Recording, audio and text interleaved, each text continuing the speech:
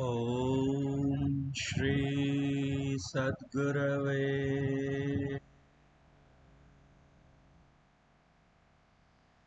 वंदो गुरुपद कंज कृपा सिंधु नर रूप हरि महामोह तम पुंज जासु बचन रवि कर्णिकर। जय गुरु। सभी सम्माननीय श्रोताओं को मेरा सादर प्रणाम। आज एक विशिष्ट अवसर पर एक नवीन प्रस्तुति के साथ आप सबों की सेवा में प्रस्तुत हूँ। आज संतमत के महान संत सद्गुरु महर्षि मेही परमहंस जी महाराज की दशकों पर्यंत निजी सेवा में रहे पूज्य गुरुसेवी भगीरथ स्वामी जी महाराज की 79वीं जयंती है, 79th इनकारनेशन डे। सादा जीवन उच्च विचार की उक्ति को सार्थक करते हुए वे संतमत के अमीय ज्ञान का जन जन तक प्रचार प्रसार करने का कल्याणकारी कार्य कर रहे हैं। अपने कायिक कष्टों की चिंता न करते हुए वे सदैव स्वाध्याय, ध्यान और सत्संग प्रचार में संलग्न रहते हैं। अपने सद्गुरु तथा उनके मूर्धन्य शिष्यों की परंपरा को अक्षुण्ण रखते हुए आज इनके प्रवचन भी मुख्यतः साधना परख हुआ करते हैं, जो सत्संगियों को सदैव साधना करने की प्रेरणा दिया करते हैं। मेरा इनसे प्रथम परिचय बिहार के डेहरी ऑन सोन में 1979 ईस्वी में हुआ था। तब मैं किशोरावस्था में था।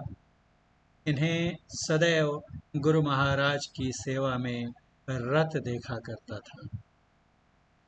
अपने छोटे होने का लाभ उठाते हुए मैं कई बार परमाराध्य सद्गुरु महाराज के कक्ष में अपराह्न काल में प्रविष्ट हो जाया करता था, जब अपराह्नकालीन सत्संग आरंभ रहता था, जारी रहता था और गुरु महाराज को मंच पर ले जाने का समय हो। मेरी आहट देखकर गुरु महाराज पूछते, क्या हुआ?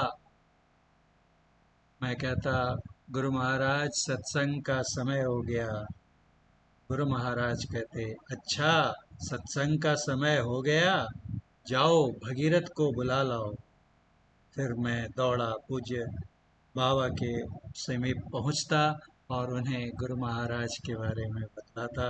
वे गुरु महाराज को उठाकर उन्हें तैयार कर व्हील चेयर में बिठाते। तब तक मैं बाहर रहता और उन्हें स्टेज पर मंच पर चढ़ाते समय कई बार उनकी व्हील चेयर के पहिए को पकड़कर उन्हें चढ़ाने का, मंचासीन करने का सौभाग्य मुझे भी पूज्य बाबा की कृपा से मिला।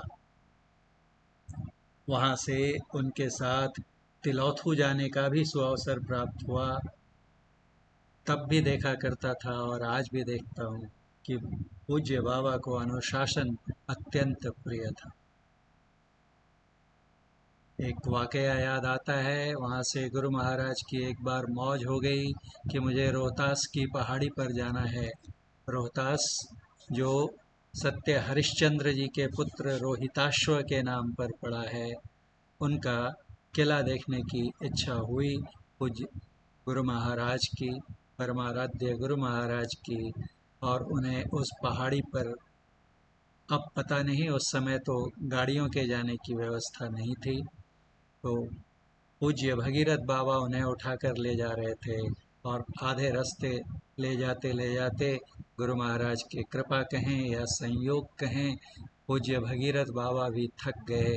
तब वो सौभाग्य मिला, परम सौभाग्य, सद्गुरु महाराज को परमात्मा स्वरूप सद्गुरु संत सद्गुरु को अपने कांधों पर बिठाकर शेष चढ़ाई करवाने का मेरे पूज्य पिताश्री को, तब से मैं उन्हें कहा करता हूँ कि जिन्होंने परमात्मा को अपने कंधों पर उठाया हो, उनके कंधों पर कभी ऐसा कोई बोझ नहीं आ सकता जो उन्हें झुका दे। तो उस समय से उसके बाद कई सालों का अंतराल हो गया और कई लगभग 1988 या उस 89 में पूज्य भगीरथ बाबा से मिलने का सौभाग्य मिला। तब से कई बार उन्हें प्रणाम करने का, उनके सानिध्य में बैठने का अवसर मिला और हमेशा देखा मैंने कि एक सरल उदार हृदय महात्मा की भांति वे मेरे जैसे तुच्छ सत्संगी को भी प्यार से बिठाते और बातें करते। इनका जीवन असंख्य अध्यात्म पिपासुओं के लिए एक प्रेरणा स्रोत बना हुआ। इनकी अनुशासन प्रियता सब जगह विख्यात है। समय का इतना कठोरता से ये पालन करते हैं कि यदि इनके प्रवचन का समय हो रहा हो और समय सीमा समाप्त हो रही हो तो कभी कभी 2-3 मिनट में भी जैसे ही घड़ी का कांटा अपनी जगह पर पहुंचता है, ये अपनी वाणी को विराम दे देते। स्वभाव से अत्यंत सरल और प्रशंसा से दूर रहने का सहज स्वभाव है इनका। यदि कहीं टहल रहे हों, मैंने देखा टहलते हुए आ रहे हों और जिस राह से आ रहे हों उस राह में प्रणाम करने वाले सत्संगी बहुत दिखें तो वे वहाँ से अपना मार्ग बदलते हुए देखे जा सकते।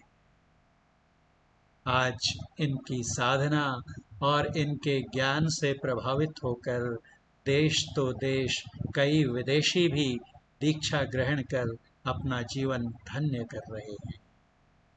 ऐसे पूज्य महात्मा जिनकी आज जयंती है के शुभ अवसर पर आइए आज दृष्टिपात करते हैं इनके संक्षिप्त जीवन वृत्त की।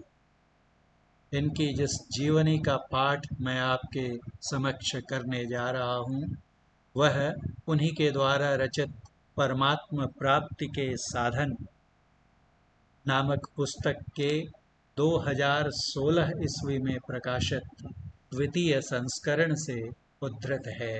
तो आइए श्रवण करते हैं पूज्यपाद गुरु स्वामी भगीरथ दास जी महाराज की संक्षिप्त जीवनी।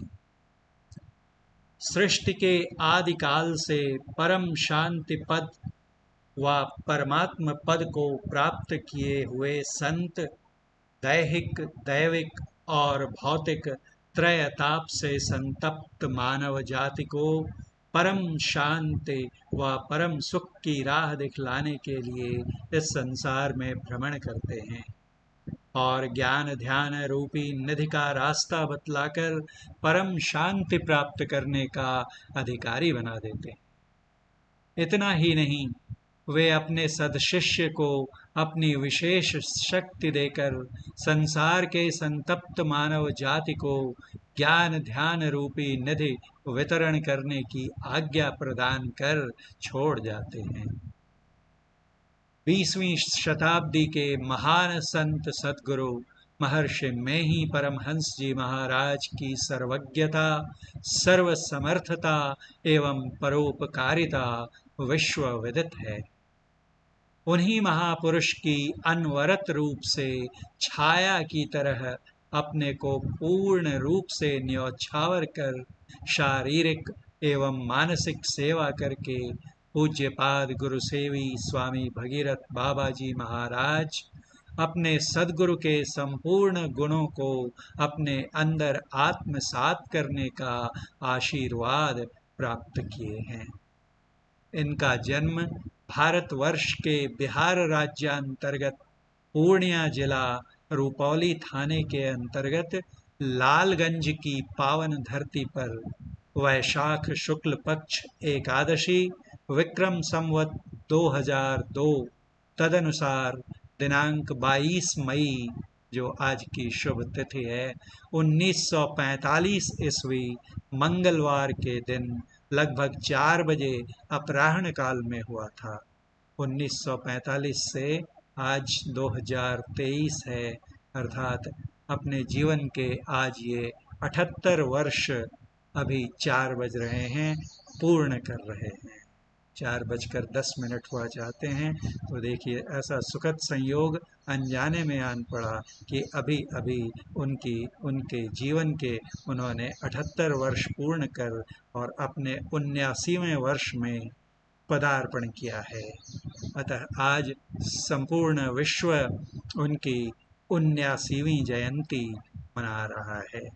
यद्यपि संत मत के वर्तमान आचार्य महर्षि मेही परमहंस जी महाराज का स्वास्थ्य अनुकूल न होने के कारण इन्होंने निर्देश दिया कि इनकी जयंती उस तरह से समारोह पूर्वक न मनाई जाए।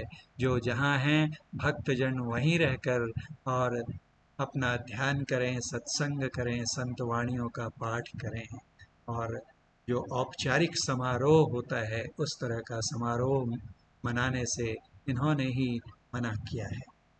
आपकी पूजनीय माता का नाम धनशी देवी, पिताजी का नाम श्री बाला मंडल और दादाजी का नाम श्री जानकी मंडल जी था। ये लोग जाह्नवी गोत्रांतर्गत गंगोत्री कुल के थे। ये सब के सब धार्मिक विचार के थे। आपके दादाजी प्रत्येक वर्ष वैशाख अमावस्या से वैशाख पूर्णिमा के बीच किन्हीं पंडित के द्वारा भागवत कथा करवाते थे, श्रीमद् भागवत महापुराण की कथा करवाते थे। आपके दरवाजे पर भागवत कथा प्रारंभ था, क्योंकि इनका जन्म अभी हमने सुना वैशाख शुक्ल पक्ष की एकादशी को हुआ था, जो इसी दौरान पड़ता था जब उनके यहाँ भागवत कथा करवाई जाती थी इनके पितामह, पूज्य पितामह द्वारा। आपके दरवाजे पर भागवत कथा प्रारंभ था, उसी शुभ मुहूर्त में आपका जन्म हुआ। यह शुभ मुहूर्त दर्शाता है कि आप कितने भाग्यशाली। इसी शुभ मुहूर्त में जन्म लेने के कारण आपके दादाजी ने आपका शुभ नाम श्री भागवत मंडल जी रख दिया था। भागवत कथा के दौरान ये इनका जन्म हुआ, अतः इनका नाम श्री भागवत मंडल जी रख दिया था। कुछ वर्ष पीछे जब आप अपने ही गांव में प्राथमिक विद्यालय में पढ़ने के लिए गए, तो विद्यालय के प्रधानाध्यापक श्री अरविंद बाबू ने आपके लेखन कॉपी के प्रथम पृष्ठ पर अपने से आपका नाम श्री भगीरथ मंडल यह कहकर लिख दिया कि भागवत तो एक पुराण का नाम है। श्री भगीरथ अपनी भगीरथ तपस्या के कारण जाने जाते हैं, जिन्होंने अपनी कठोर तपस्या से स्वर्ग से गंगा को धरती पर उतार लाया था। गंगा माँ का एक नाम भागीरथी भी है, और उन्हें यहाँ लाने के कारण, भगीरथ जी के लाने के कारण गंगा माँ का नाम भागीरथी पड़ा। अर्थात जब कोई बहुत कठिन पुरुषार्थ करे, कठिन उद्यम करे, तो उसे भगीरथ या उस कार्य को भगीरथ प्रयास कहा जाता है। परमात्मा प्राप्ति से भला कठिन लक्ष्य और क्या हो सकता है। तो अनजाने में ही सही इनके प्रधान अध्यापक जी ने बिल्कुल सही नाम रखा इनका। आपका नाम श्री भगीरथ मंडल यह कहकर लिख दिया कि भागवत तो एक पुराण का नाम है। राजा सगर के वंश में एक धार्मिक राजा हो गए हैं जिनका नाम भगीरथ था। उन्होंने ही तपस्या करके गंगा को भगीरथ पृथ्वी पर लाया था, इसीलिए तुम्हारा नाम भगीरथ रखता हूँ।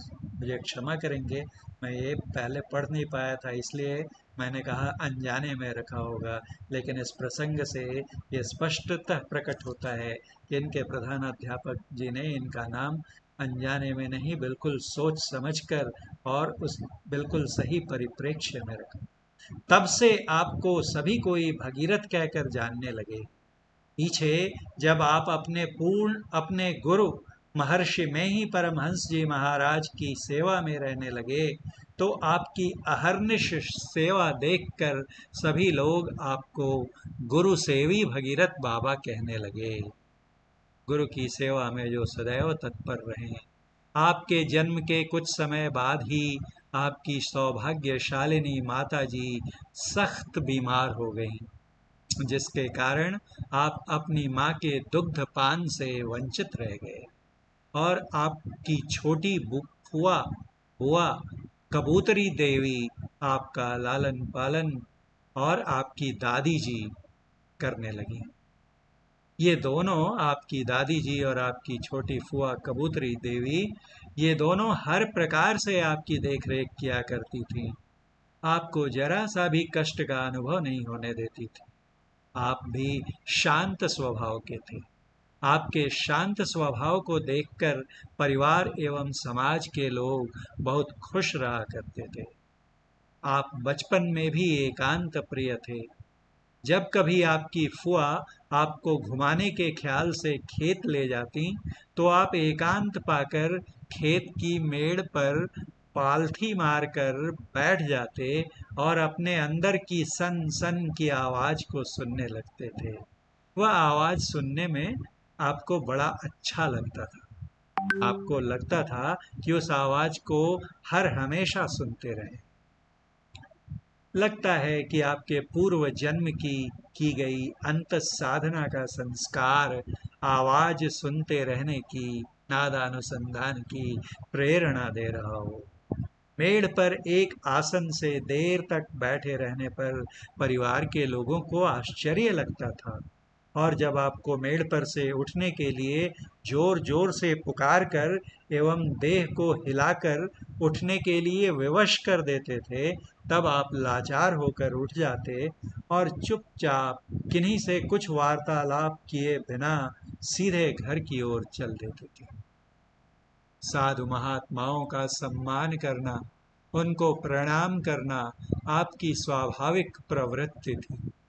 अगर आप किसी साधु को रास्ता चलते देख लेते, तो आप दौड़कर उनके समीप चले जाते थे और कुछ दूर से ही हाथ जोड़कर प्रणाम करते हुए बोलते, दंडवत बाबा, दंडवत बाबा। भीख मांगने वाले व्यक्ति को या किसी वेश में रहने वाले साधु को कुछ दे देना या भोजन करा देना आपका स्वभाव बन गया था। आप अपने घर में विरक्त भाव से रहा करते थे। बचपन में विद्या अध्ययन की रुचि नहीं थी। जब आप कुछ सयाने हो गए, तब आप अपने बड़े भाई श्री तारिणी मंडल जी के अधिक दबाव डालने पर किसी तरह अपने गांव की बगल में स्थित ग्राम नगडहरी के खानगी स्कूल में अपने से बड़े भाई दशरथ मंडल जी के साथ पढ़ने के लिए जाने लगे। गुरुजी आपको जो कुछ पढ़ाते थे, आपको बहुत जल्द याद हो जाता था, जिससे गुरुजी आपको बहुत तन्मयता के साथ पढ़ाने भी लगे। आपके प्रारंभिक भौतिक विद्या के गुरुजी का नाम श्री सिताबी ठाकुर जी था। लगभग 2 वर्षों के बाद आपका नामांकन प्राथमिक विद्यालय लालगंज में ही करा दिया गया। इस विद्यालय के प्रधानाध्यापक श्री अरविंद पोद्दार जी थे। ये भी आपके सरल स्वभाव को देखकर तन्मयता के साथ पढ़ाने लगे। इन्होंने ही आपका नाम भागवत से बदलकर भगीरथ रखा था। तृतीय वर्ग से उत्तीर्ण होने के पश्चात आपका नामांकन मध्य विद्यालय ढोलबज्जा बाजार भागलपुर में चतुर्थ वर्ग में हुआ। इस स्कूल के प्रधानाध्यापक श्री मदन मंडल जी थे। नामांकन कराने हेतु प्राथमिक विद्यालय के प्रधानाध्यापक श्री अरविंद बाबू स्वयं गए हुए थे, जिन्होंने इनका नामकरण किया था। नामांकन के बाद जब आप घर आए, तो उस रात को आपको जोरों का ज्वर आ गया, बुखार आ गया। इस ज्वर की पीड़ा से आप रात भर संतप्त रहे। दूसरे दिन ज्वर शांत हो गया और आप उत्साहपूर्वक विद्यालय जाने लगे। आपकी अनुशासनशीलता, पढ़ने की लगनशीलता और शांत स्वभाव देखकर सभी शिक्षक आप पर प्रसन्न रहते थे। आपने मध्य विद्यालय ढोलबज्जा में चतुर्थ वर्ग से 7वें वर्ग तक की शिक्षा पाई। आप पढ़ने में मेधावी छात्र की गिनती में थे, जिसके कारण आपको कल्याण विभाग से, वेलफेयर डिपार्टमेंट से छात्रवृत्ति स्कॉलरशिप भी मिली थी। आप प्रायः रात में जगकर विद्या अध्ययन करते थे। किसी की नकल करना आपको पसंद नहीं था। सन 1962 ईस्वी के दिसंबर माह की बात है, जब आप 7वें वर्ग की वार्षिक परीक्षा देकर संध्या काल में स्कूल से अपने जन्म स्थान लालगंज की ओर लौट रहे थे, तो किसी वार्तालाप के सिलसिले में अपने सहपाठी श्री प्रकाश जायसवाल जी से पूछा, प्रकाश, यह बताओ, जब हम लोग मिडिल पास करेंगे तो तुम क्या पढ़ोगे, कला या विज्ञान? उन्होंने कहा, मैं तो डॉक्टरी पढ़ूंगा। आपने कहा, हाँ, तुम डॉक्टरी पढ़ सकते हो, क्योंकि तुम्हारे पिताजी अमीर हैं, वे तुम्हें डॉक्टरी पढ़ा सकते हैं।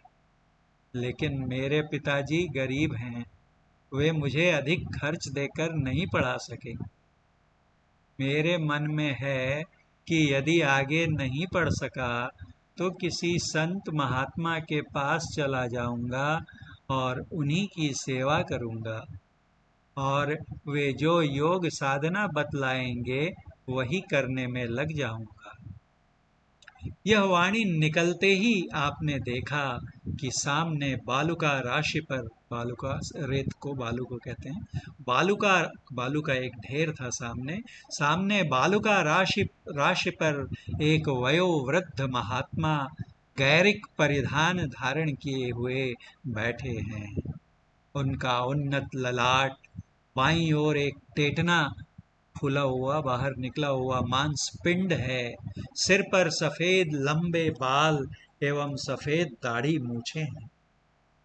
तपस्या की तेजस्वी दिव्य चेहरा और आकर्षक आंखों से आपको अपलक देख रहे हैं, मानो वे कह रहे हों कि तुझे मेरी ही सेवा में आजीवन रहना पड़ेगा।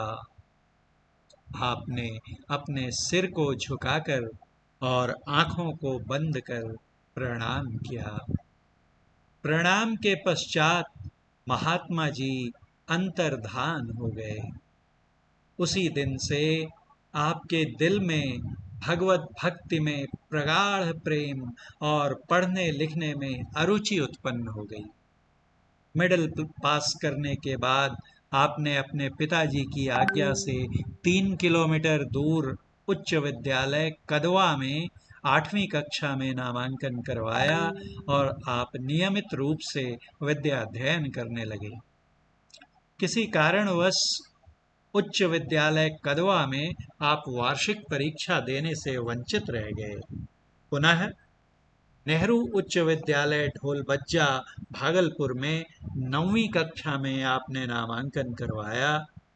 अर्धवार्षिक परीक्षा के पूर्व ही आपने पिताजी के आदेशानुसार चेचक उन्मूलन प्रशिक्षण में, चेचक को दूर करने वाली ट्रेनिंग में भाग लिया और उसी के साथ आपकी भौतिक शिक्षा का अंत हो गया। बालुका मैदान में महात्मा जी के दर्शन का प्रभाव आपके अंतःकरण पर इतना पड़ा कि बार बार आपके मन में प्रेरणा होती थी कि मुझे उन्हीं महात्मा जी के पास चला जाना है और उनकी आजीवन सेवा कर उनके द्वारा बताई गई युक्ति को पाकर भगवत भक्ति करनी। इस तरह आपकी आध्यात्मिक प्रवृत्ति को देखकर आपके गांव के पुराने सत्संगी स्वर्गीय हनुमान दास जी बोले कि मेरे गुरुदेव महर्षि में ही परमहंस जी महाराज टीकापट्टी गांव आने वाले हैं, आप भी उनके दर्शन के लिए चलिए। उक्त तिथि आने पर आप महर्षि जी के दर्शन की लालसा लिए टीकापट्टी चल पड़े। वहां पहुंचने पर मंच पर विराजमान सदगुरु महाराज जी के दर्शन पाकर आप हतप्रभ से हो गए। ये तो वही महात्मा जी हैं जिन्होंने मुझे बालुका राशि पर दर्शन दिए थे। आपने दूर से ही प्रणाम कर मन में निश्चय किया कि अब मुझे भटकने की जरूरत नहीं होगी, मैं इन्हीं की सेवा में आजीवन रहूं। दूसरे दिन दिनांक 9 दिसंबर 1966 ईस्वी को दीक्षा लेने की प्रतीक्षा में सुबह से भूखे प्यासे सत्संग पंडाल में बैठे रहे। अपराह्नकालीन सत्संग के पश्चात संध्या काल में पुनः दीक्षा देने की घोषणा करने पर आप पुनः ठंडी हवा युक्त शीतकालीन मौसम में, दिसंबर का महीना, स्नान कर रात्रि लगभग 8 बजे दीक्षा लेने के लिए सदगुरु महर्षि में ही परमहंस जी महाराज के निवास स्थान संतमत सत्संग मंदिर में गए और उनसे दीक्षा ग्रहण की। दूसरे दिन प्रातःकाल गुरुदेव को प्रणाम निवेदित करने के लिए गए तो वे आपको एक टक से देखने लगे, मानो कोई पूर्व परिचित व्यक्ति हो। आप उनके पावन श्री चरणों में 5 आने पैसे निवेदित कर सत्संग करने के लिए पंडाल चले गए।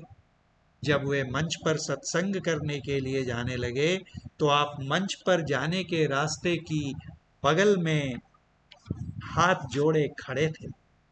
आपके समीप आने पर पूज्य गुरुदेव आपके सामने खड़े होकर आपको पुनः एक टक से देखने लगे और मन में कुछ विचारते हुए मंच पर चले गए। सत्संग समाप्ति के पश्चात आप उन्हें दूर से ही प्रणाम निवेदित कर अपने जन्म स्थान लालगंज लौट आए। गुरु युक्ति को जानकर आप अपने भाइयों के साथ उदासीन भाव से घर गृहस्थी के कार्यों को करने लगे। घर गृहस्थी के कार्यों को करते हुए आप विशेष समय एकांत में बैठकर ध्यानाभ्यास और आध्यात्मिक ग्रंथों का अध्ययन एवं चिंतन मनन करते रहते थे।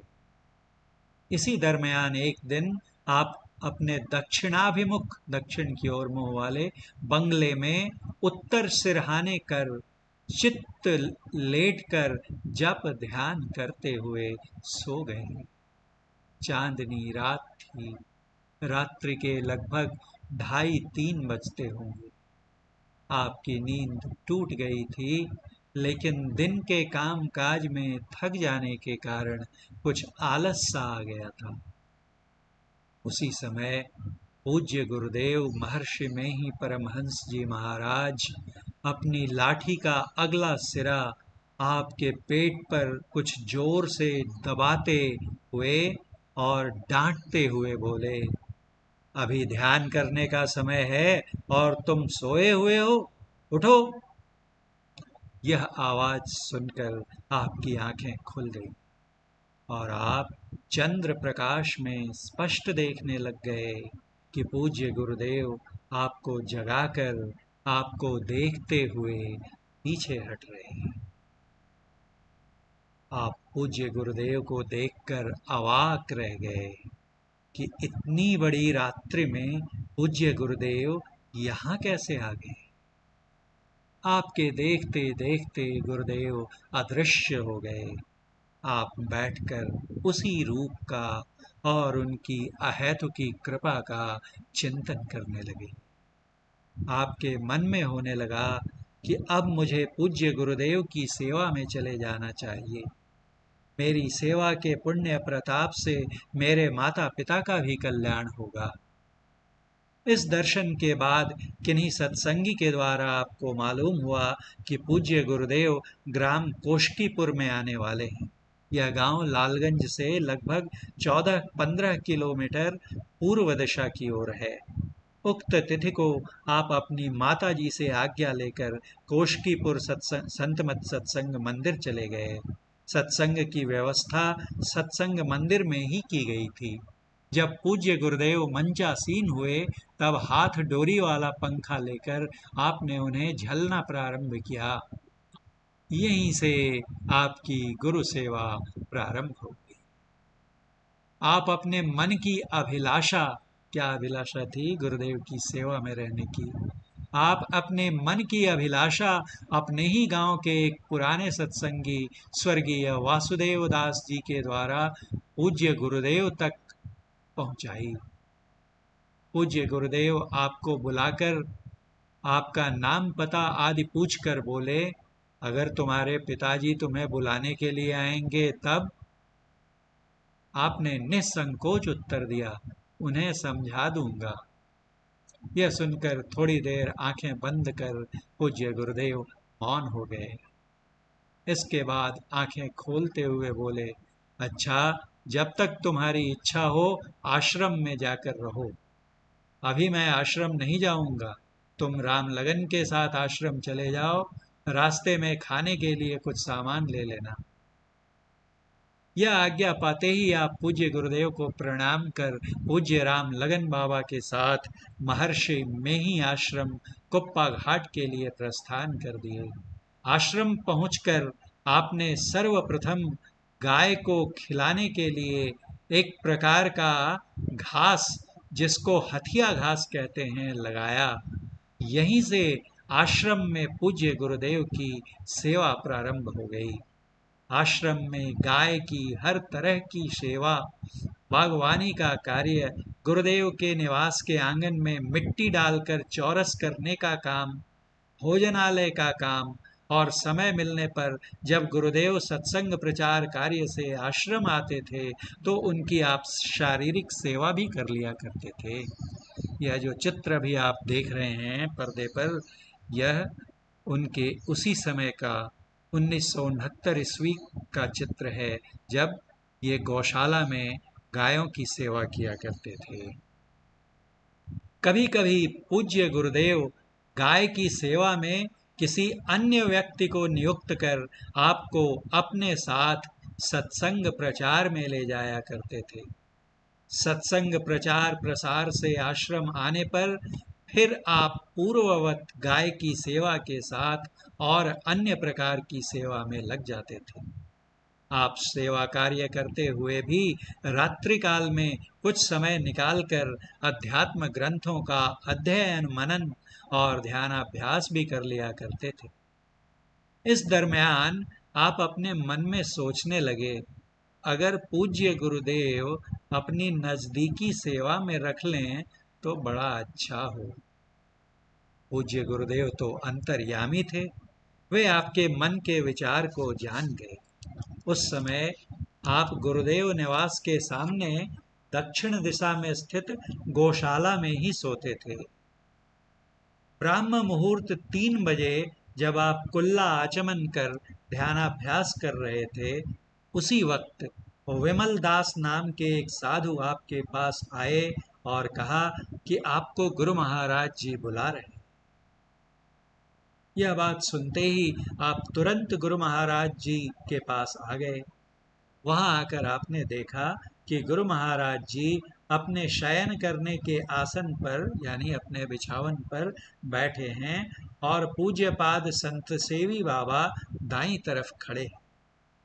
आप पूज्य गुरुदेव को और पूज्य संत सेवी बाबा को प्रणाम कर पूज्य गुरुदेव की बाईं तरफ खड़े हो गए। पूज्य गुरुदेव आपको देखते हुए बोले, आज दिन से तुम मेरे पास रहो। मनोकामना जानकर मनोकामना पूर्ण कर दी अंतर्यामी गुरु महाराज ने। आप उसी दिन से उनकी शारीरिक सेवा में रह गए। उसी दिन अपराह्न 2 बजे पूज्य गुरुदेव अपने आसन पर बैठे थे। बगल में पूज्य संत सेवी बाबा, पूज्य रामलगन बाबा और आप भी खड़े थे। आपको देखते हुए पूज्य गुरुदेव बोले, तुम मेरी सेवा में बेटा बनकर रहोगे या शिष्य बनकर? आपने हाथ जोड़ते हुए विनम्र भाव से कहा, हुजूर, बेटा बनकर।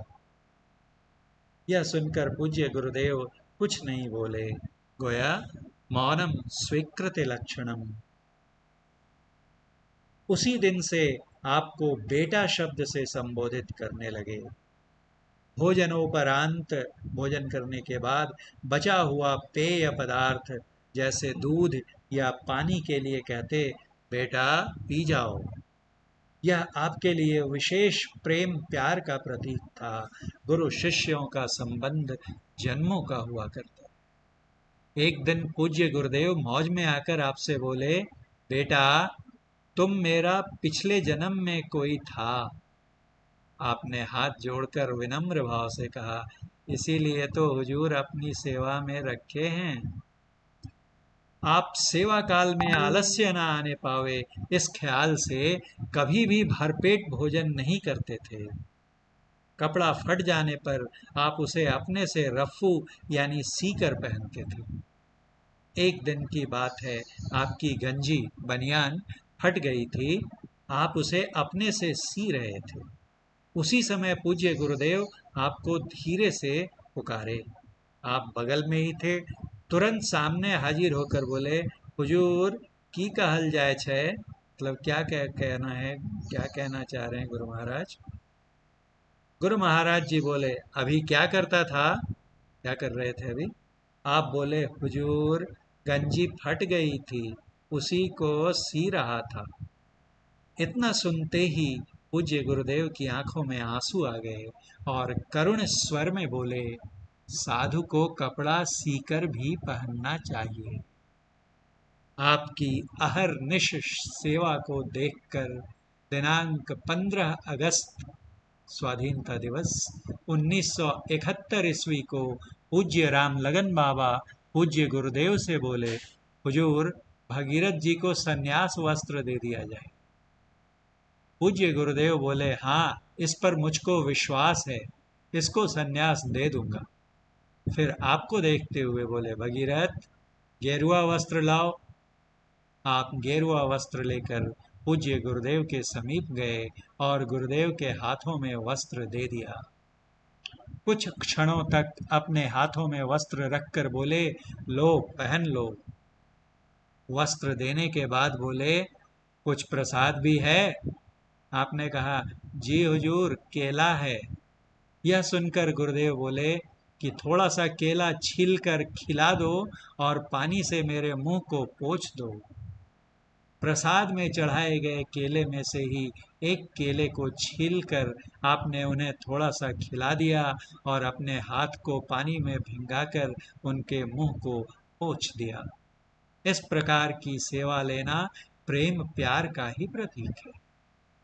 आपको कभी कभी सत्संग अधिवेशन में खड़े होकर बोलने का भी आदेश दिया करते थे। इसी दरमियान मानसी के वार्षिक महाधिवेशन में आदेश पाकर 8-9 मिनट तक आपने प्रवचन किया था।